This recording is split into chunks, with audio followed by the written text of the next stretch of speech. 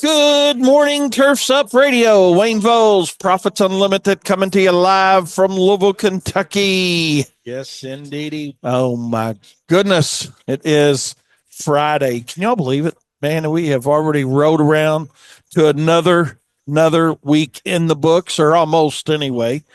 Hope you guys have had a great week. Hope you got some good plans this weekend. Looking forward to a great show. Got a special guest on my show today. The world famous David Bowling here within our own market in Louisville. So we got some great conversation that I think each and every one of you guys can relate to. If you can't relate to it, it only means you haven't been in business long enough and come into an encounter of of what we're going to talk about. And that is setting the rules after the season begins is what I want to call it. Yeah, that's what it amounts to. How do we set the rules? How do we set the parameters? How do we let the customer know that we love you, we appreciate your business, but you're not going to drive the bus? We're the bus driver. It's your business. So, yeah, we're going to talk about that. But before we get into all that, just again, hope everybody has had a good week. Curious to know what you guys might be into today, what you got going on, and more importantly, what you got going on this weekend. I know a lot of you guys, if you're in a flooded area, you might be working all weekend. I get that. And if you are in a flooded area, then, hell, hopefully it's created a little bit of work for you. Not off of somebody's misfortune. I'm not saying that, but it does add some work out there if you do that type of cleanup work. So, and again, water seems to be receding in most places. Louisville and north, if you will, going up toward Cincinnati and that away. So where we had all that rain last week. So we are seeing a lot of improvement on our rivers now. I think the Ohio River crested the Wednesday or Thursday morning. Either Wednesday night late, but regardless, it doesn't matter. When I say it doesn't matter, it matters. But I mean, it's on the way down. That's what matters. And so, yeah, Katie's off till Tuesday, so we're going to try to survive here at Wayne's Lawn Service till next Tuesday morning.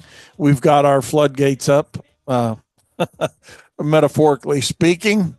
But we'll make it, Katie. If you happen to be listening to us, we'll be okay. But certainly going to miss her. But hey, it's that time off that we all need and everybody needs. So she's up in Cleveland, or up in the Cleveland area, roaming around a little bit and having a little fun up there with her bestie and their family. So hope that works out well, and hope they have a good time and enjoy their time up there. I know they were looking for a little snow shower activity, so we'll see how that pans out, if it pans out up there. Katie, let us know. You know me, man. We're always interested if it's going to be snowing or not. Ta-da! It's my favorite time of the year. So, anyways, I love snow. And I want to thank John Parker and his team with the Original Magic for sponsoring us here on Turfs Up Radio in our show. We certainly appreciate that. Tim Brennan and all the distributors all over the country. So, I know it's like, Wayne, man, it's April, mid-April almost, man. Well, you done talking snow. Well, so there's some guys going to be doing a little snow work, according to my buddies at BAM, up in the upper part of the country. And so we'll see. We'll see how all that goes. So the season goes on for some. We've transitioned pretty much, but I do want to give back into the lawn service side of things. Before we get going too far into this, I want you guys to know we're going to have a special guest on my show, not only today with David Bowling, but I've got Tim Wasmer going to be on my show Monday, and he's going to talk about some outstanding software they have that does time and material tracking for you. So it doesn't do billing and all those things, I don't think, or didn't used to. He says he got some exciting updates to talk to us about. So we're going to have him on our show, and then we're also going to have him in the Profit Circle talking about that here coming up shortly as well.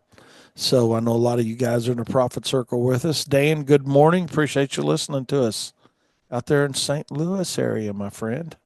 So appreciate, and I know you as a first responder also, man. Y'all probably had some pretty crazy things going on as well. So I remember those days. It's been a long time for me, but I do remember it to say the least. We were actually talking about that yesterday here in the shop. We uh, let's see. Wow, appreciate you listening. Good deal. Good deal. Good deal. Hey, good morning. What a day to be on this side of the dirt. Tur- and Turkey opens tomorrow. Happy Friday, my friend. Yep, absolutely. Yeah, appreciate it. Appreciate it. Nice to know you guys are listening. Big shout out to Aaron Walls and Daniel Vose for their shows this morning. Aaron had a great show. I'm sure you guys heard that. And Daniel's show with his fun facts. And I think I was putting my show together when he was on, but I think I heard him say cat food was not made in the United States. I don't know if he comes back in here. He's out of the office right now, but when he comes back in, I'm going to have to ask him about that. I think he said cat food's not made in the United States. So I don't know. That was one of his fun facts on something. So we'll see about that. But appreciate you guys being with us. We got, that was a flash, I think, or I don't know, might have been my eyes. I'm nervous because my computer went black on me a minute ago for like 10 seconds, and I thought my hard drive crashed, and I was like, "Oh my god!" So, Daniel, quick question: did you say cat food was not made? Huh? Some of it. Okay, all right. That's You know why? You know why? I'm not going to tell that joke. Never mind. Something about cat food and why it's fish. You know why they name most of the cat food after fish or something like that. David Bowling, you heard of that? No, but I know where it's probably going. No, no, because when people eat it, it tastes better. Oh my god. Oh shit. I know I did. I should have just left it out there. But anyways, all right. Well, hey, we got David Bowling here with us today. We're going to get him on like right now because he's got an appointment. He's going to be able to hang up with us for a few minutes. But he had an interesting situation, we'll call it, come up that is not new for any of us, but I thought it would be worth sharing. Just so you know, number one, you're not out there on the island all by yourself because that's how we feel sometimes. It's like, oh my God, is this happening to anybody but me? Kind of concept.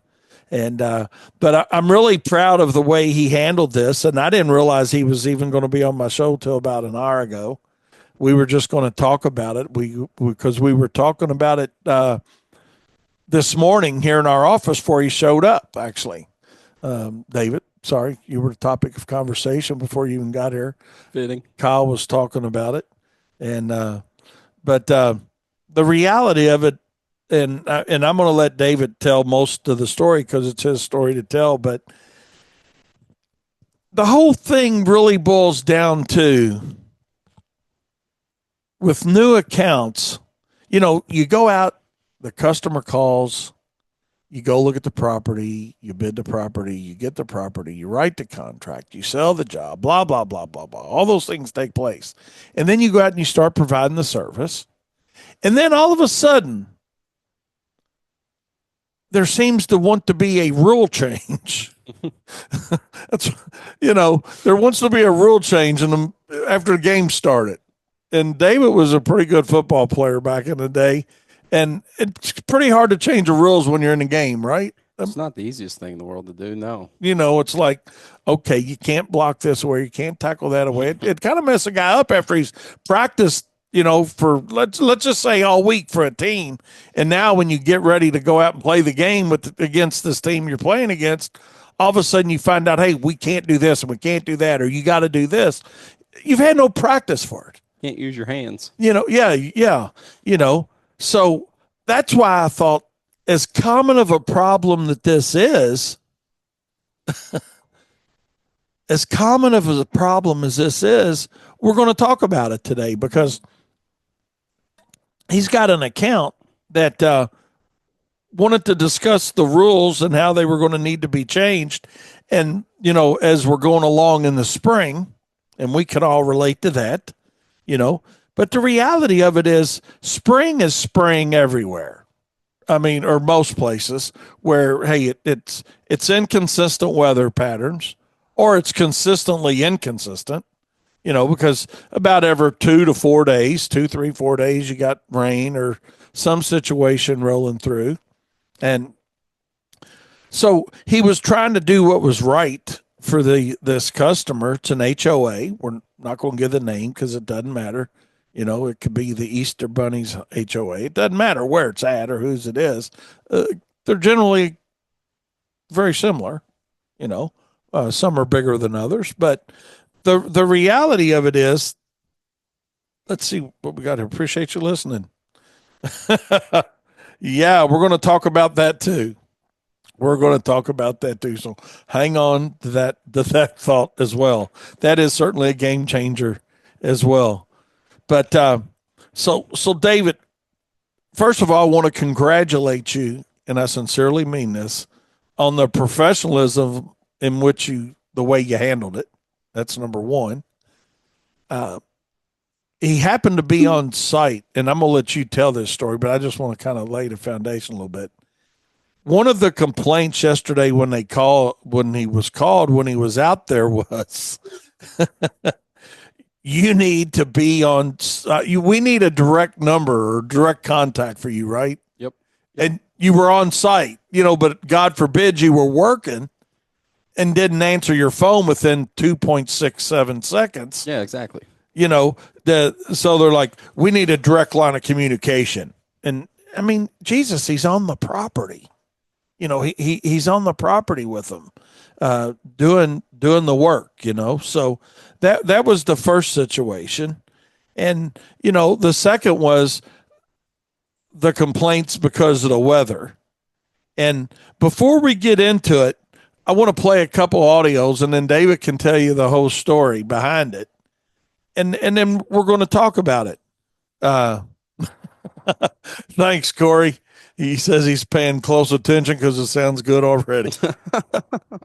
So he actually had, like, I don't know, three or four phone calls, two or three, four texts, whatever, before it ever got going.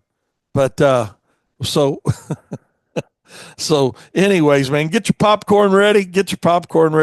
Here's one of the messages that David shared with us, that we're going to, let's see, do here. So, all right, let me get this, because we're going to play a couple of them, but he had these are interesting. And then after I play this first one, we're going to let David take over on talking this. So here's the first one.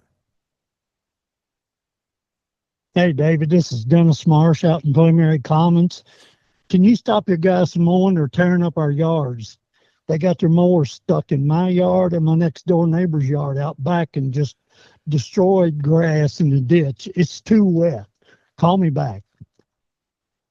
So, David, that was one. You want to talk about that one, or you want to listen to the other? You can go ahead and play the other one. All right, and here's the other one. All right, here we go. Let's get this one going. Here we go. Hold your breath. Hey, David. This is Bob Frank over in Glen Mary. Just got a customer, might even been Dennis's yard, where you guys have rutted the crap out of the back corner of his yard. I think it's way too wet to be mowing today, and you need to call your guys off. If you got any questions, you can call me back at this number. And we need an alternate number to get a hold of your office, because when you don't answer your phone, time goes by and things bad happen. Thanks. Just give me a call. Things bad happen as time goes by. Oh, boy. So let's talk about that a little bit, David. I mean, y'all were out there, and this was yesterday, Thursday. Mm-hmm. The property was supposed to be mowed on it's on a Monday route. Yep. So you skipped them all the way till Thursday. Correct. Even though you did all of your other Monday route stuff. Yep. What, Tuesday? Yep. because you didn't mow on Monday, trying to give it a little time to dry out. First of all, how bad was it? I mean, because It that wasn't makes terrible. it sound extreme. But No, and it wasn't. It was something we went out this morning and kind of walked and looked. Out of everything they're talking about, there's about 55 to 60 homes in this subdivision, and it's a HOA property where we just service each individual house. And we went out there and looked at the quote unquote damages this morning. Generally, what it is between a total of out of 55 houses, there's between two houses, there's a small area, probably, I don't know, 3 foot by about 6 inches wide, that it's going to need a touch of sod put down. Between another two houses, it's the same thing. And I mean, it's so literally out of all those homes, we got two yes. small areas. Yep. That, probably 4 strips of sod worth of quote unquote damages that need to be repaired. Yeah. And it's in an area too that it's wet. It's where all of the houses drain to, and it's also the only way to get to the back.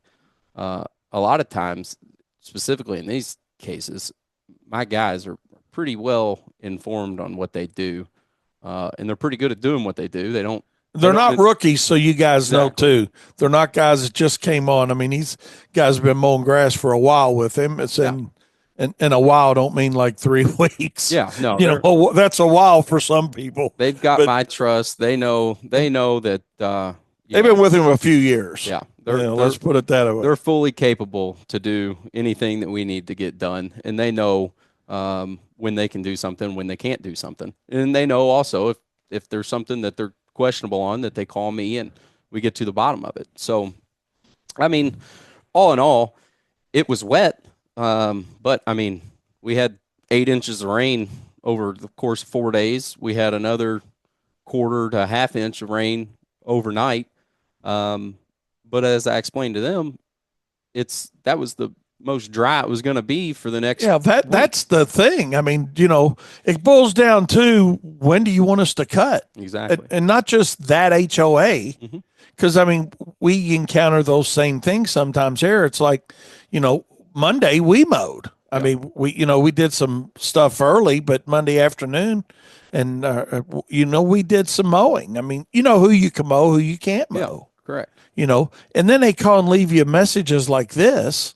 Oh yeah. And he's got one other one that he didn't send me, where it sounds like the guy was just wanting to beat his ass. Basically, he's like, "I'm gonna meet you. I'm gonna be there in 10 minutes." Yeah. Literally, that's what he said. I'm gonna be there in 10 minutes. Yeah.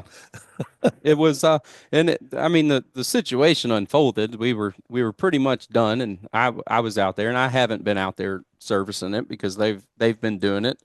But I knew that it was wet. I knew we were a little bit behind, so I went out there and you were on a blower, I think you said, getting ready to start a blower, and tell that story, because that's outstanding, man. Yeah, I just got done weed eating a section, and I was standing there with a blower, and one of my guys he was probably 50 yards out in front of me, and this car came flying around the corner, and it came flying right up to him and just stopped. The guy started getting out of the truck and yelling at one of my guys, and I was like, I didn't say anything because, one, I wanted to, I kind of wanted to see what was going to happen without having to interject myself. I wanted to see how it was going to go and how they handled it, really. And the way they handled it was pretty funny. The guys, kind of yelling at him, and he just turned and looked and pretty much told him, "Man, I'm not your guy. That's the guy right there. There's the man. If you want to yell at somebody, now you get to be the man." Yeah. Yeah. So then at that point, I had talked to him, and he came over, and he was hostile, and it's really hard when somebody's standing there yelling at you, telling you you're basically an idiot, to not just, do what you want to do and tell him he's an idiot. And he's not. I mean, I can see the reasoning behind it, and I see both sides of it. But once I explained to him the situation of, if we get into skipping this thing and it starts to grow, and then next week it rains and we skip it again, I said, then that third week, we're going to be praying to God that it's going to dry up, because if not, I said, then we're going to have extremely wet grass and extremely thick grass, and there's nowhere to put this stuff. I mean, there's just nothing to do. And Yeah. And when you proceeded to tell him also, I think here's a major takeaway from this. You proceeded to tell him that you're not going to bag it and rake it. Yeah, we're not going to do that. It's not in the price description. It's not. Yeah. That's not included. That is. I mean, anybody that does this for a living knows how much work that would be, especially in that big of an area. You're talking a couple trailers full of grass. So then they wanted to meet you. Yeah. So then, of course, after all this, you all. Yeah. Then they had to have the official meeting this morning. Yeah. And she wanted to schedule it up. And in all fairness to her, David said, you said you like her. She's okay. She's just a bearer of the bad news from the complainers. Exactly. And to be fair, all of them are. The one guy that was really upset was the president. His yard he was one of the ones that was slightly damaged. And it was the thing that I was telling my guys right after this happened, I was pretty happy that they were here and saw it all unfold, because I told them, I said, look, when somebody comes at you like that and they're hostile, the last thing that's going to make anything better is going right back at them with the same energy. I said, you've got to be able to bring them down a little bit to get their initial reaction out of the way. Whatever their initial reaction is, it's the same as us. We get things wrong. We get mad when we're not supposed to, and we don't get the full understanding. But when you can sit there and let a guy just say what he wants to say, go through what he needs to say, and then explain to him, look, and I think too. Well, and that's pretty much what you did with him, right? Yeah. Because you pointed out, hey, look here, look down this. Exactly. But I have, it's almost like sometimes the customers or the clients they just have the perception of landscaping companies are just guys that are coming in here just wanting to get it done. They don't care. They're here to get a paycheck. And, I think that is why it frustrates me when this stuff happens, because we aren't that. That's not what we do. My guys don't do that. They take pride in their work. Well, and the last thing you wanted to do was have to go back out there Thursday. Yeah. That on a whole route that had been completed on Tuesday. Yeah. So now you got another 20 minutes of drive time. Yep. Off route for what, 4 of y'all or 5 or whatever you use out there. 5, yeah. So you got 5 guys for 20 minutes. That's 100 minutes. Now it's 20 minutes when you get the job done to get back on route. That's 200 minutes. That's a little over 3 labor hours of uncompensated time that you've just given them to try to make them happy. Yep. In an effort to make them happy, but they don't see that. Yeah.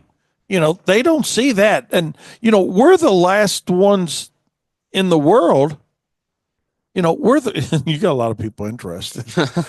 We're the last ones in the world that want to make that trip out of route. Yeah. And it's like I told them too, nobody, including myself, my guys, I don't know of anybody that enjoys cutting wet grass. Your equipment gets muddy, you get muddy, your feet are soaking wet, it's sopping ground. Sometimes it doesn't look good. You tear things up. Nobody enjoys doing it. Yeah. We don't want. If it was up to me, we wouldn't have cut all week, but we have to. I mean, the other side of it is, I've got quite a few other customers that have reached out this week of, the yard looks great. I didn't think you guys were going to get by. And they understand. They appreciate what the hell you're doing. Exactly. And then I think it helps once you give, specifically people like the HOA, once you give them a perspective of, I don't just make a decision because I want to. I didn't just sit at home last night and think, I don't need your $50. I'm going to go tear this up and go mow it. Yeah. It's not that. There's a lot of thought that goes into it. I mean, you can ask my wife. I'm up at 11 o'clock at night trying to figure out what we're going to do or what somebody's going to say or how it's going to be perceived or, things like that. I think it's hard for sometimes for customers to see that this isn't just, it's not just the job. It's something that we actually really care about. Right. We do it because we like it. We do it because we want to.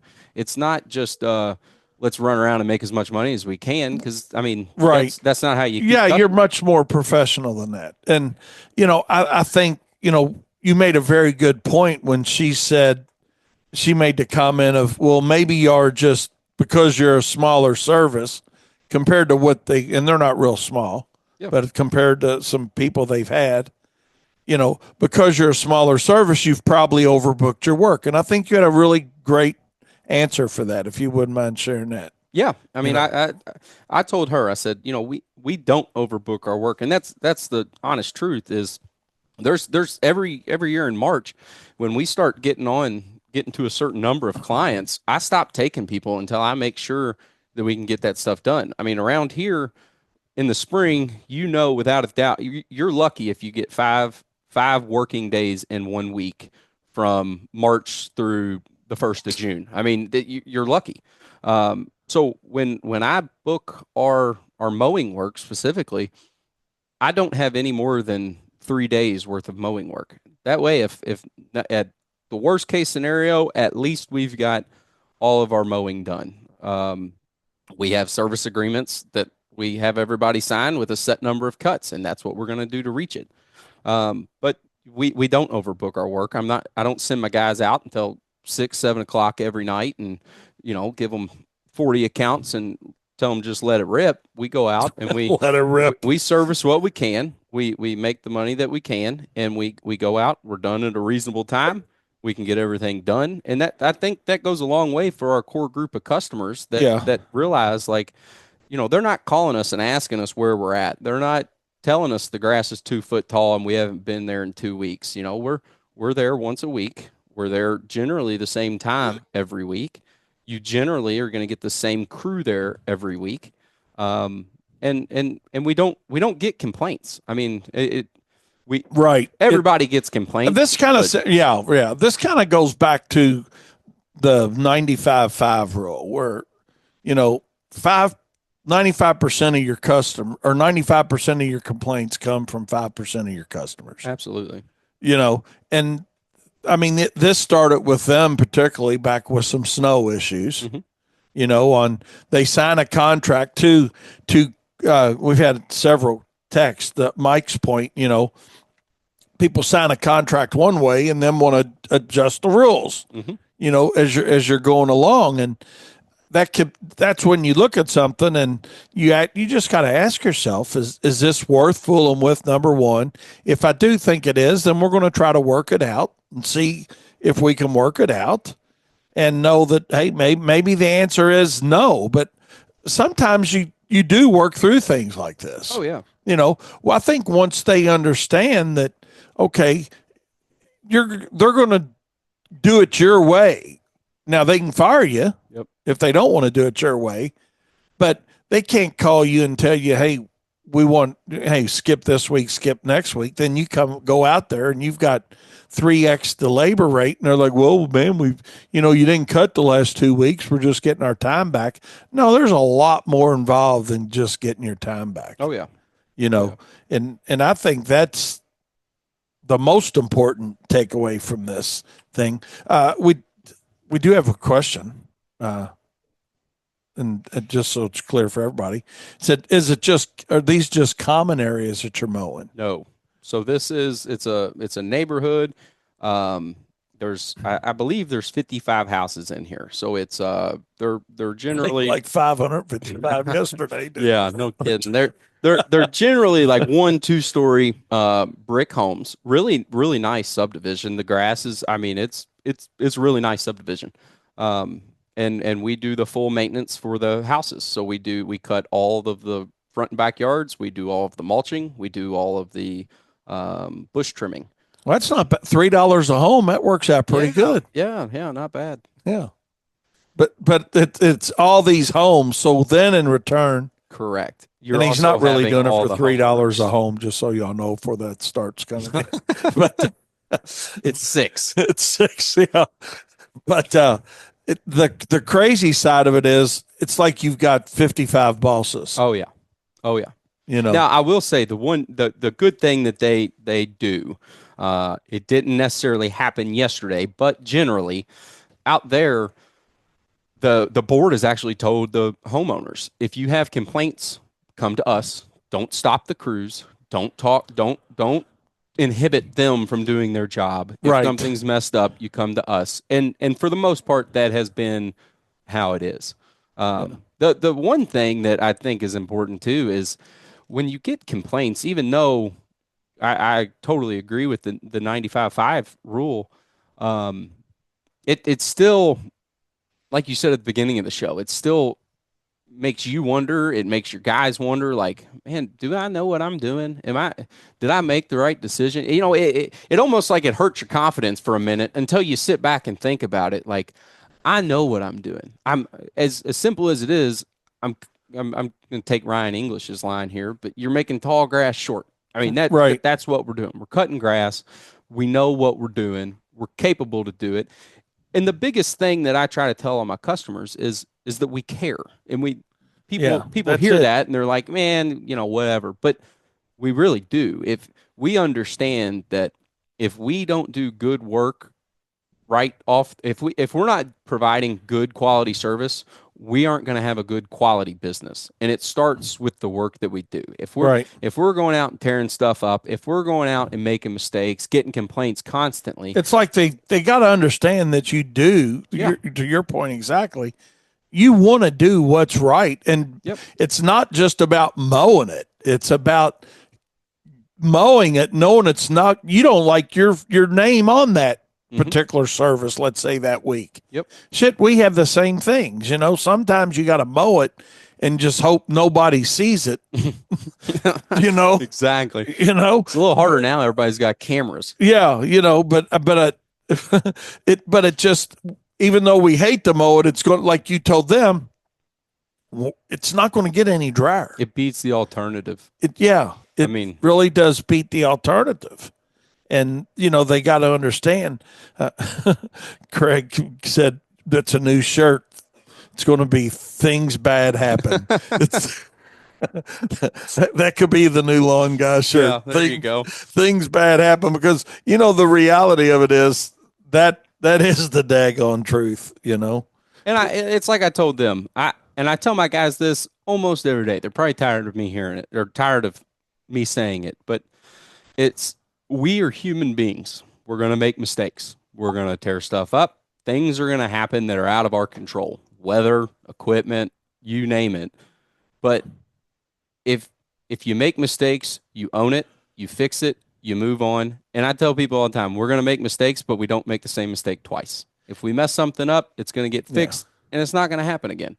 If it does, we'll talk about it. But generally, I don't think we've had that happen. Usually once a guy gets a lawnmower stuck in a certain spot, he knows. It's like knowing where the dips are in the yard. Exactly. You're only going to scalp yard, it one time. forget to trim something in the back, or we do stuff and we're going to do it once. People expect right off the bat just to be a flawless thing, and ideally, that's what we expect too as business owners. But in reality, that's not what's going to happen. That's what's going to happen, right? If you do that, you're just going to be disappointed when the reality sets in. I mean, yeah. What do you think? And not that this was a huge learning experience for you, but what do you think? Did you learn anything from it? I would say the biggest thing that I've learned, and it's what we talked about before the show, is, every time something like this happens, it just kind of drives the nail a little deeper just to solidify it. But it's like, all these years I've heard you talk about, driving the bus and doing that thing. And it's always been kind of scary to not just kind of bend over and let a customer, just bow down to them and let them have their way. Let them drive the bus. And I think over the winter, when we did snow, specifically with this property, I kind of came to the realization of when we start doing things a different way than we normally do, that's when we have mistakes. That's when we mess things up. And then when you mess things up, not doing it your way, you're frustrated because now you have to pay for something. Trying to do something the way your customer wanted it, that turns into your problem. And then I've got to pay to fix it, but it was their idea. And I think over the winter during snow, I realized, like, it's our way. You're hiring us to do a service. That means you're hiring me to do the service. Right. You're not, if you want it done and you want to come out and stand over top of us and tell us what to do and how to do it, I'm not your guy. We aren't going to do that. We have a specific way we do things, and when we do it our way, we can limit problems, we limit issues, and it just goes a whole lot smoother. And I've come to Right. the realization of if really it's how we're going to do it or we're not going to do it, and there's no in between on that. It only took 2 years of consulting for that. Yeah, But hey, but you know what? You're faster learner than I was. It took me about 9 years to figure it out. you gotta be sick and tired of being sick and tired. That's it. If you Yeah. want to change something, you just it's gotta get bad enough for you to change it. And yeah, no. Or in the snow case, it's got to be good enough because that it really was. It was a good situation, and it just kind of made me realize this is how we're doing it. We know what we're doing, and when we do it our way is essentially the best way. And sometimes it's not, but that's how you learn things too. Corey wait a minute. No, Smoking Joe just sent this in. Customer couldn't wait. Now look at this shit show. Yep. He showed up That's too. exactly what I was trying to avoid is that right there. And if y'all could see these pictures, y'all can see them on our YouTube when Daniel puts up. There's the pictures there that Smoking Joe put up of the tall grass. It stains the sidewalk. I mean, and it's Yeah. what imagine that in 55 houses that are postage stamps houses. It's not like it's big. There's big open areas where we can just blow disperse the grass around. There's island. I mean, it creates an absolute mess. Well, good deal, man. I'm not running you off, but I'm running you off because you told me you had to be off and you got an appointment, man. It's Head to Fern Creek. Good to get. But I appreciate you sharing your story with all of our listeners, man. And we're going to continue to talk about it while you're off. Oh, I know. I'll be listening for a minute. But good luck on your appointment, my friend. And I'm really proud of what you did and how you did it. And I hope it helps somebody because I mean it's a simple thing, but it's like the confidence thing. When you know that it's not just somebody wants to know how'd you handle the phone number situation. Oh gosh, so the full story on that, I get back to the truck. I always had my phone with me. It wouldn't have mattered if I had it with me to begin with or not, because that phone, I've got two phones. That one's not hooked up to my work phone is not hooked up to my music. So they were both in the truck. I get back to the truck. I had 5 missed calls, 3 voicemails, and 10 text messages. And out of those 10, a couple of them were in a group text with all 3 of the people that had called. And I'm like, you've got to be kidding me, because we've gone over the 1 point of contact thing 100 times. Yeah, and they've got your direct line. There's not a more direct line than that. I mean that. Yeah, how'd they deal with that when you told them that hey, you've got my direct cell phone? Yeah, no, I mean they didn't know that, but I said that's my office phone. It's a cell phone. You can call, text, email. I said if I'm working, I'm not looking at it. I can't run a weed eater looking at my phone. But I mean, I don't think you could have done anything any differently. I mean, no. I just, honest to God, don't think you could have handled it any differently or any more professional than what you did. Yeah. And hearing one side of the story, Yeah. And it must be okay because, you've already been back out there this morning, came to the resolution, and they seem to understand now that you're going to do what's best for their property. Yeah. It's not about what's doing best for you. Been to cut it Tuesday. Oh yeah. Instead absolutely. of waiting until Thursday. Mm-hmm. But you gave it 2 more additional days. Yeah. And it's just one of those things that I think people don't realize the thought process that goes into the work we do. It's not just, hey, this is your Monday route, we're going to do it. I mean, it's not how it goes. If we can't do it, we're not going to do it. But yeah. I'm not going to shoot myself in the foot this week and then play catch up for the next 3 weeks, hoping it's going to get any better. Right. Because in all reality, it's not. Because then it's in the back of your mind, God, that place is out there getting 10 inches, 12 inches, Oh, I've got a rain gauge on my phone. I set it out there to them. I mean, I make sure that, we can take care of them the best we can. But if it can help somebody and know you're not alone when people start complaining and bitching about it. It's just It just happens. I mean, yeah, and that's just part of it, whether it's on a residential lawn or a HOA or apartment complex. I mean, it just is what it is. yep. I mean, And people mess up. Even I mess up. I mean, I've yeah, hit gas meters before. I've driven through a fence. I've done all kinds of stuff. I'll be the first one to tell you. I mean, I make mistakes. we I all do. do it all the Yeah. time. But if you own it and you fix it, hell, we hit a fence out there and it was fixed in 2 hours. I mean, we did it. Told the homeowner what happened. Showed her what happened. Put some grass seed down. Got the fence back in. Bought a brand new piece. Put it in. I mean, we're gonna do things, and it's just the nature of the beast running a business. Yeah. It's part of it. Absolutely. So, well, man, I appreciate you getting on with us this morning, David, and good luck on your appointment. And anything fun going on this weekend? Nope. Might go down Corey. to see the river. Yeah. I want to do that too before it goes down too far. I tried to get to a customer's yard the other day, and it's crazy to see. You can't even get through Indian Hills. Really. I was going to say, I was going to tell Corey, who's over on the East Coast, he cooks a lot too. David's a big cooker. Oh, I love to cook. Cooking wine, right? I'll cook wine, bread. That wine you made me was pretty good. He brought me a bottle of wine by that was pretty good. Yeah. It's a Actually, you fun came in what, process. second or third in the state with that, didn't you? Third place. Third place in the state with that wine. So You make wine, you realize too that you make mistakes. Even if you make mistakes, it's still going to turn out pretty good as a finished product. So it's kind of like the HOA. yeah, pretty Came much. out pretty good. Yeah, just get a little muddy going through it. But that's what they make shires for. All right, David. Have a good one, man. We appreciate you hopping on with us. Yes, sir. Be safe. All right. Well, that was the world famous David Bowling. A lot of you guys know him from in the Profit Circle with us. He's in the Profit Circle with us, does a great job. And Corey said you can cook dinner when he comes to GIE because he's making dessert. There you go. Yeah, that's what. Yeah, we'll do it at our house. We'll do it at my house. Absolutely.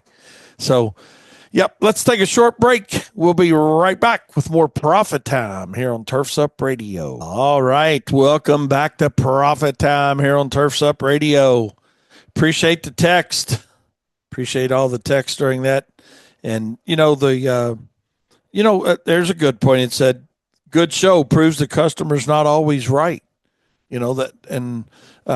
That's it. I mean, for you guys that are in the Profit Circle, and even if you're not, that's okay. We'd love to have each and every one of you guys in there with us. But the reality of it is, David was just talking about that, from being in the Profit Circle, and we've actually done some individual consulting with him, that it takes you a while to make a mindset change, Daniel. To buy into it. It's kind of like when you start practicing differently or whatever it is, or working out, I guess, there's a period of time between doing it and just doing it because somebody says to do it or whatever, and then believing in it. And you have to go and just do it. If you really think, okay, I can trust this person or I can trust this advice or whatever, just go and do it. And then eventually, hopefully, and if it works out well and the advice does continue to work, then you will buy into it. Yeah. But you can't, and the same is true, like you said, within fitness. You can't just say, well, I don't know if that's going to work, so I'm just not going to do it. Yeah. If it's somebody that you trust or advice that you trust or makes sense, then just see what happens. Yeah, you just stay the course, and I'm really glad to see that the young man is coming along and his business is doing well, and he's got a different mindset. And, and I think he made a really good comment there toward the end when he said, you just got to be comfortable being uncomfortable and doing what's right for your company. And that took me a long time to know that the customer's not always right. And also that I got to do what's best for my company, because at the end of the day, customers are temporary stops. And it took me a long time to realize that I hope this comes out right. Probably won't, but I'll fix it. I always try to do what is in the best interest of the loyalty that we want from the customer, But there's times when you have to make the last stand. You know, there's a time as a business owner when you've got to decide, you know, okay, who is driving my bus? You know, and if that means you lose a customer because of it, then you lose a customer because of it. But when you're trying to do the right thing, and, you know, David mentioned that several times when he was talking about this incident he had.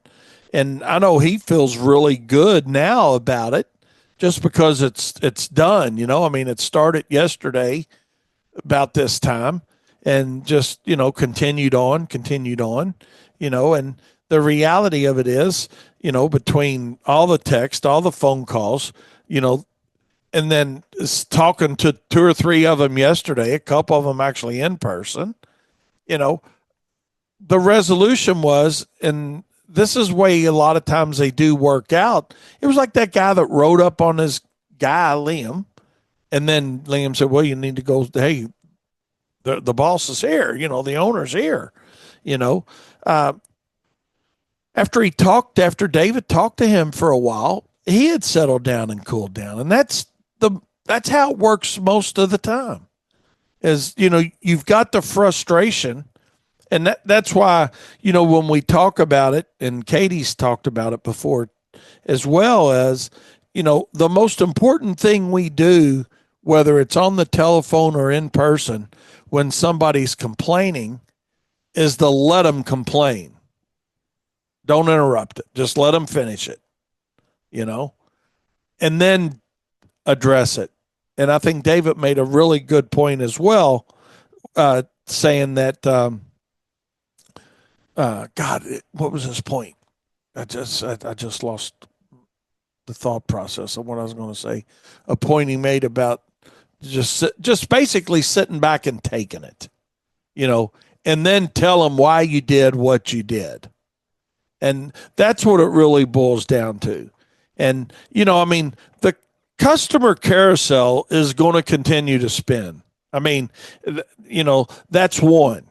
Okay. And we all have it. Mike sent some pretty crazy things in about a situation that he went through, you know, just recently with a customer. Let's see. And I'm sure he wouldn't mind me bringing it up because he texted to me, but he's got, he said, get a load of this one. It said, hello, Mike. We only need bi-weekly mowing, as that is what corporate is moving to this year. We also will only need the mowing until the end of September. Please advise and please revise and resend the invoice. Mike said, now, Daniel, this is after they had already signed a contract just recently, February 20th, you know. And here his response was, I've carefully considered your terms for service for the upcoming season. I understand corporate has guidelines that they want you to use, but let's be honest. Asking me to service biweekly and then stop after September is only going to get complaints and very possibly fines from the city. Mike's in southern part of Kentucky, which the growing season, no way he can stop mowing in September. Mm-hmm.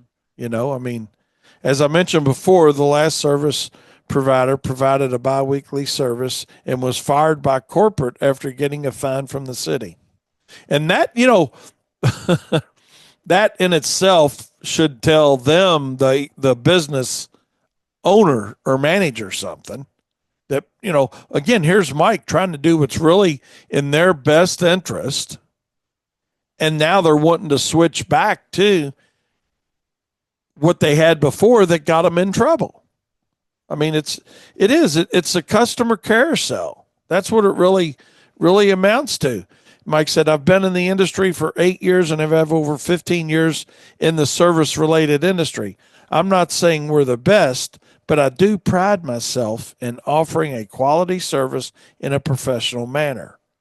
I already accommodated your request for a biweekly service in July and August, as stated in the service agreement, which you had signed on March 3rd.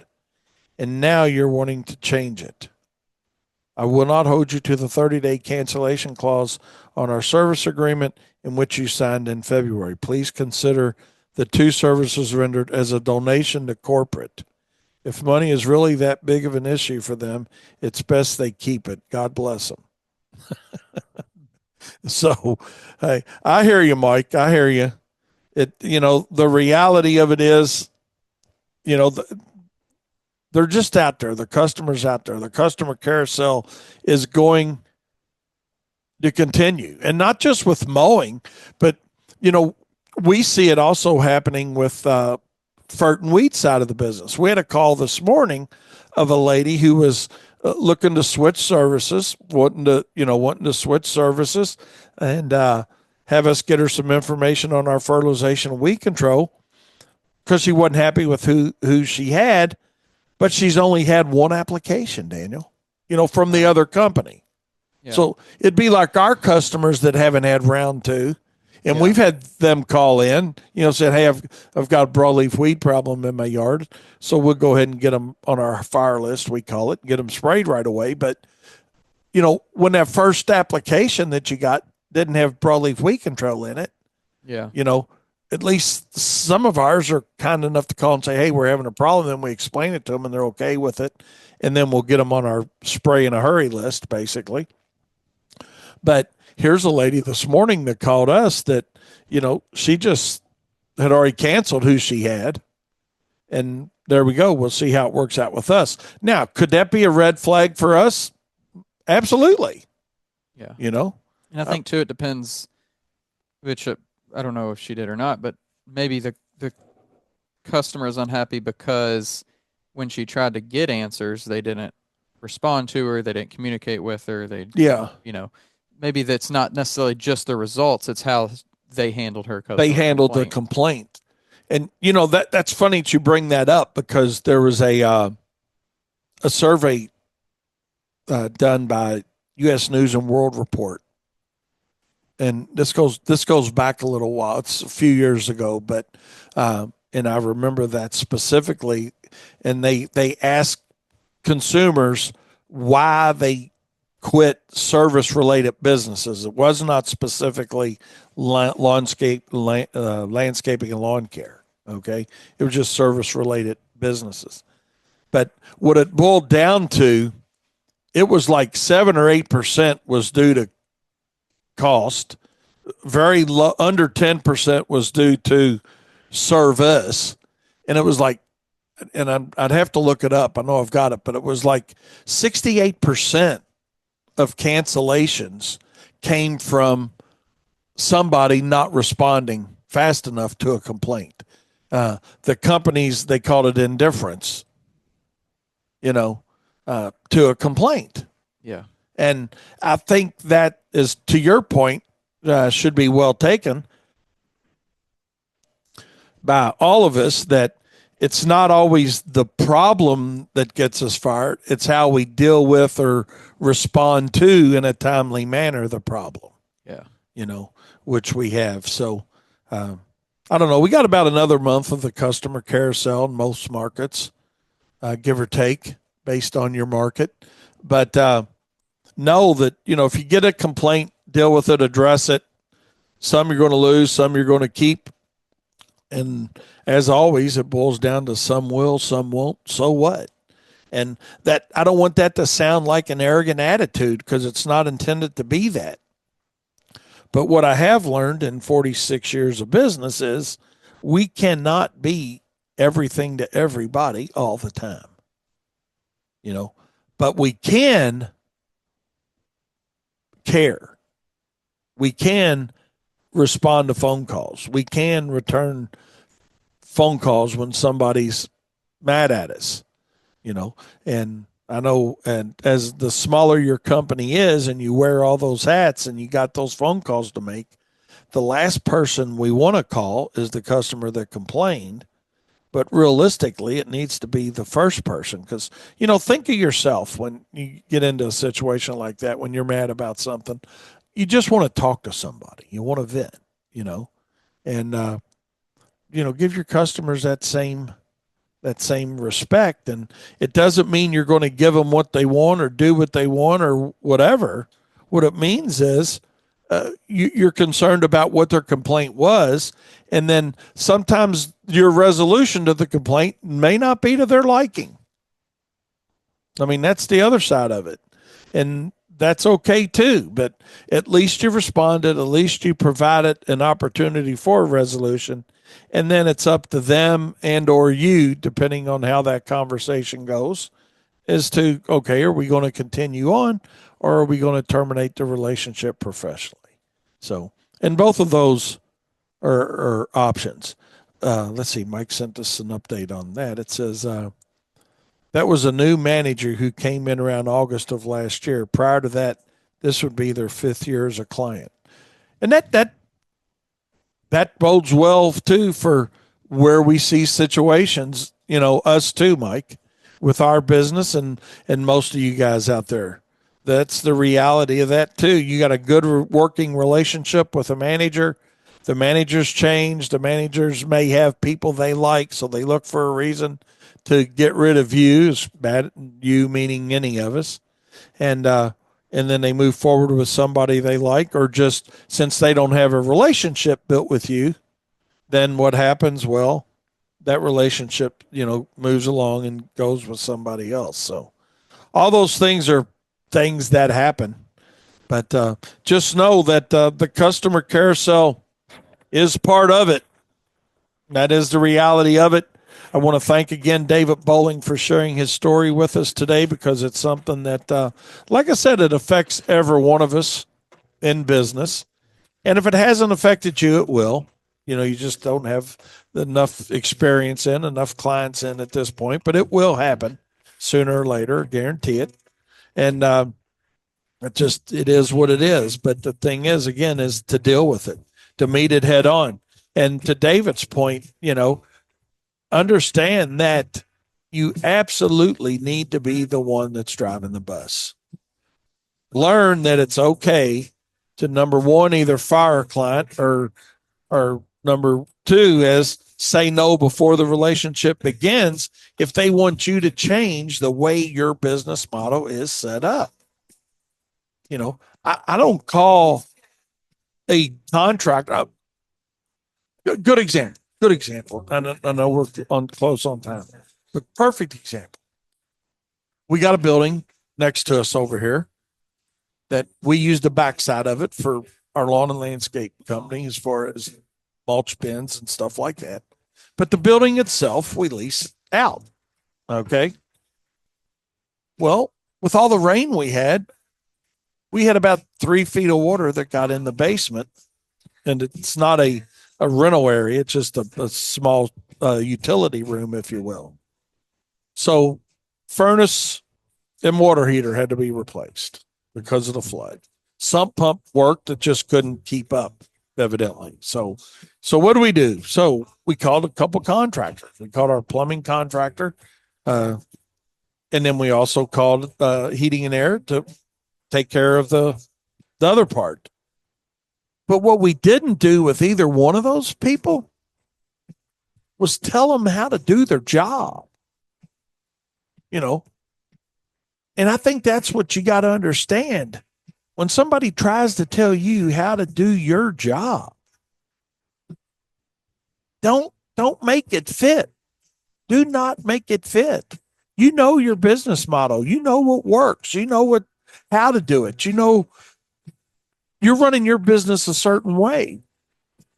We did get some good ideas. One from the plumber. He said, "Hey, here's what we're going to do. Since this is going to be done over, let's get a deeper crock,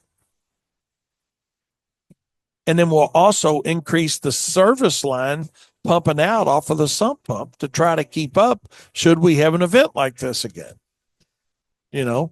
So my whole point is this. Don't feel like you got to have the work. Don't feel like you got to keep the account. So if it doesn't fit, don't force it. There's a song with that exact thing.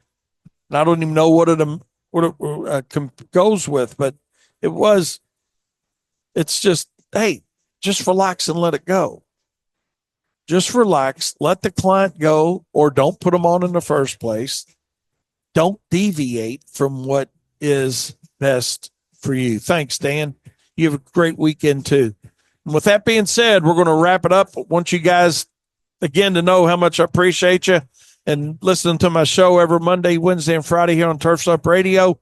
Be sure to get in the profit circle with us, and if we can help you with anything, let us know. We'll see you guys Monday. Have a great weekend, and remember, profit is not a dirty word.